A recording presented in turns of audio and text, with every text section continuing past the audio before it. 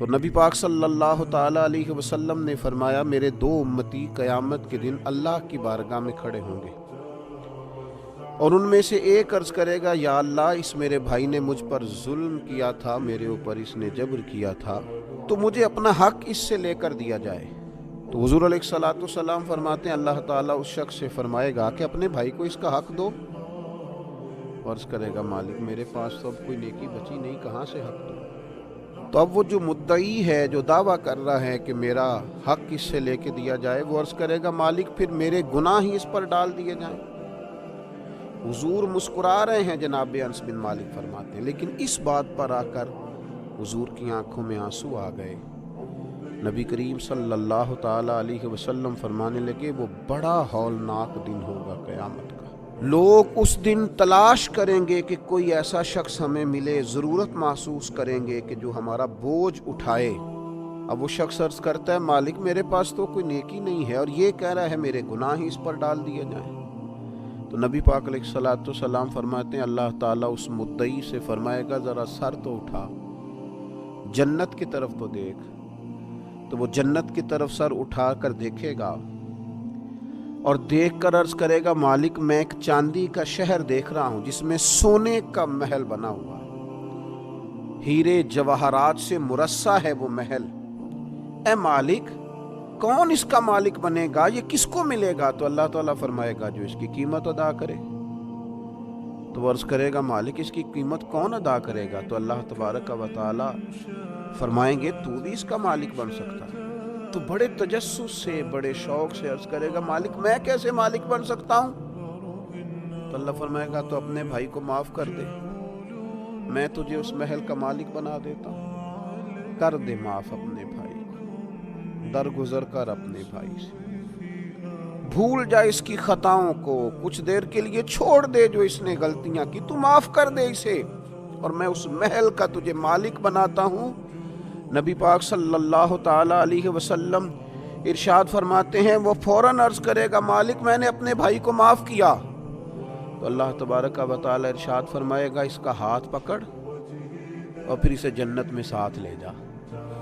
جا گویا میں نے اسے بھی جنت دی۔ یہاں شارحین حدیث نے لکھا ہے کہ یہ جس کو کہا جا رہا ہے کہ اس کو پکڑ کے جنت میں لے جا، اگرچہ اس سے غلطیاں ہوئی لیکن بعد میں اس نے توبہ سچی کی، اس نے اللہ کی بارگاہ میں گڑ گڑا کے معافیاں مانگی، اس نے کوشش کی حق ادا کرنے کی۔ لیکن اگر کچھ کمیاں رہ گئیں تو چونکہ سچا تھا، ادا کرنا چاہ رہا تھا، کچھ باتوں پہ پہنچ نہ سکا، تو آج اللہ تبارک و تعالی اس کی طرف سے لوگوں کو صلہ عطا کر رہا ہے۔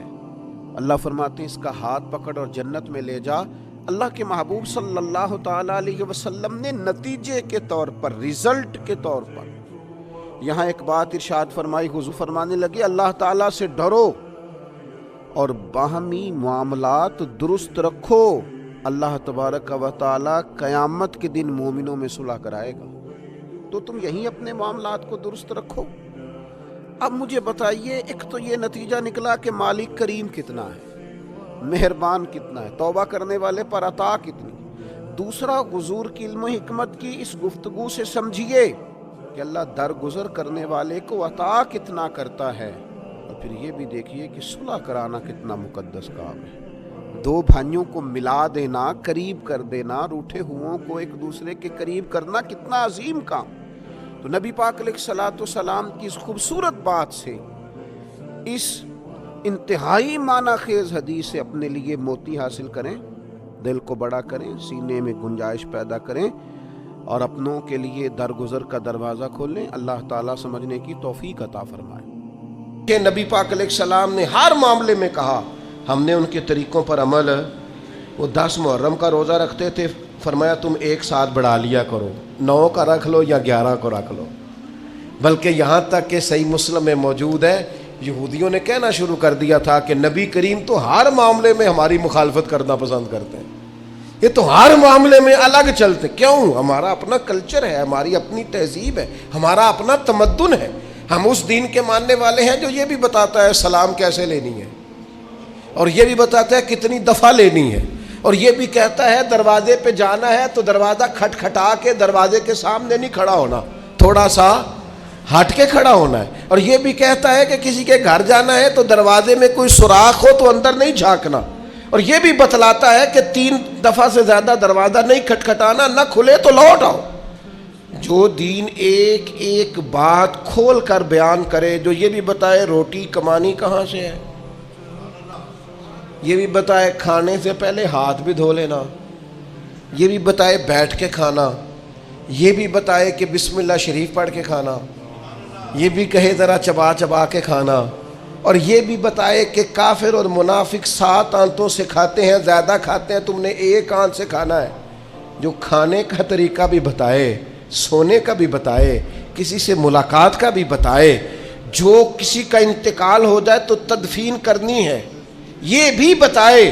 اور لوگ چھوڑ کے آ جائیں گے تو قبر میں کیا ہوگا, قبر سے اٹھیں گے تو کیا ہوگا, میدان محشر میں کیا ہوگا, محشر میں میزان کیسے لگے گا, پل صراط کیسے لگے گی, حساب کیسے ہوگا, اللہ کے حضور کھڑے ہوں گے تو سوال کیا ہوں گے, جواب کیا دینے چاہیے. جو یہ بھی بتائے کہ اللہ تبارک و تعالیٰ قیامت میں عدل کیسے کرے گا, اور یہ بھی بتائے کہ اپنے بندوں پر فضل کیسے کرے گا.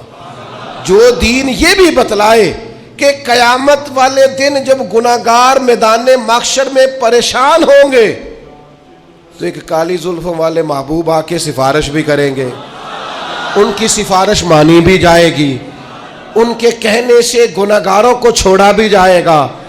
پھر لا یستوی اصحاب النار و اصحاب الجنہ, اصحاب الجنتی ہم الفائزون.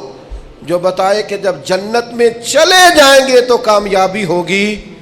تو جو بچے کے کان میں اذان دینے سے لے کر گھٹی دینے سے لے کر جنت میں جانے تک کا سارا طریقہ جو دین بتائے, پھر اس دین کے ماننے والوں کو ادھر ادھر جانے کی دین اجازت دیتا ہے؟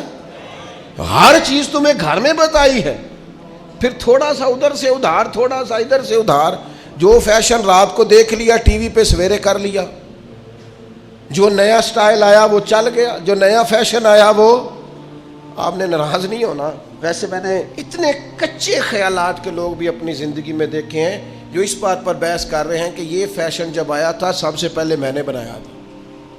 کیا قوم ہے, کیا تبصرہ ہے, کہاں جیتنا چاہتی ہے.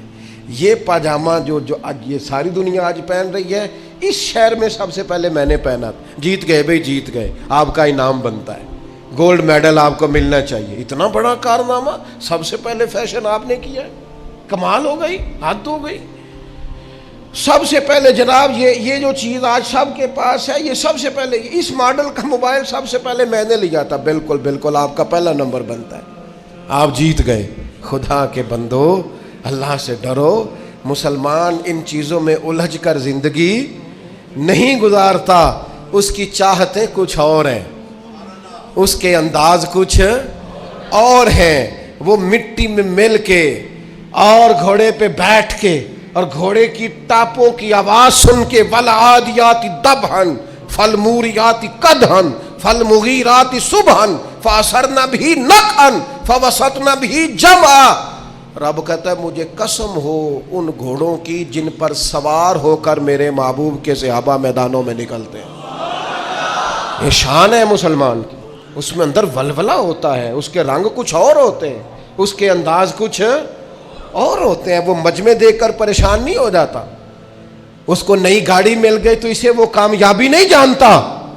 وہ تو کہتا ہے کامیابی تو تب ملے گی جب مدینے والے مسکرا کے ملیں گے, جب صبح قیامت کریم کہیں گے آجا میں تجھ سے راضی ہوں. یہ کامیابی ہے, یہ اصل درجہ ہے.